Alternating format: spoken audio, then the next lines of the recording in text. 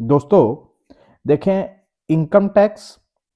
जिनका foreign asset है या फॉरेन इनकम है उनको नोटिस भेज रहा है, बोल रहा है कि आप अपना आईटीआर को अपडेट करें। आप अपना आईटीआर इसलिए अपडेट करें क्योंकि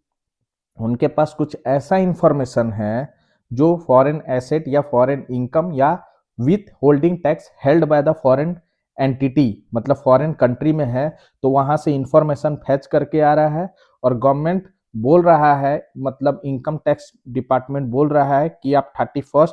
दिसंबर 2025 से पहले या उस दिन तक अपना आईटीआर को रिवाइज करके डाटा को ठीक करिए।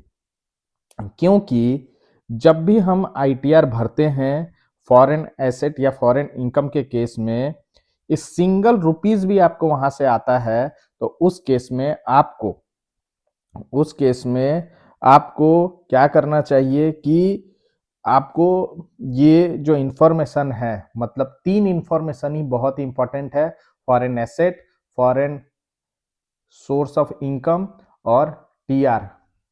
आपके पास कोई फॉरेन एसेट है तो उसको डिक्लेयर करिए, आपके पास कोई फॉरेन सोर्स ऑफ इनकम है तो उसको डिक्लेयर करिए, या आपका वहां विथ होल्डिंग टैक्स कटा है तो उसको आप डिक्लेयर करिए। क्योंकि आप उसको डिक्लेयर नहीं करेंगे तो गवर्नमेंट आपको नोटिस भेजेगा, और वो नोटिस जो आएगा वो ब्लैक मनी एक्ट में आएगा, और जब ब्लैक मनी एक्ट में आएगा उस केस में आपको पर ईयर 10 लाख रुपीज का पेनल्टी लगेगा, प्लस 7 साल का जेल का प्रावधान है। और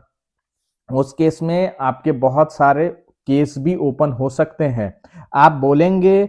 तो मैं इनकम टैक्स जो ब्लैक मनी एक्ट में नोटिस भेजता है, कैसे भेजता है, वो आप चाहेंगे तो मैं आपको दिखा सकता हूं।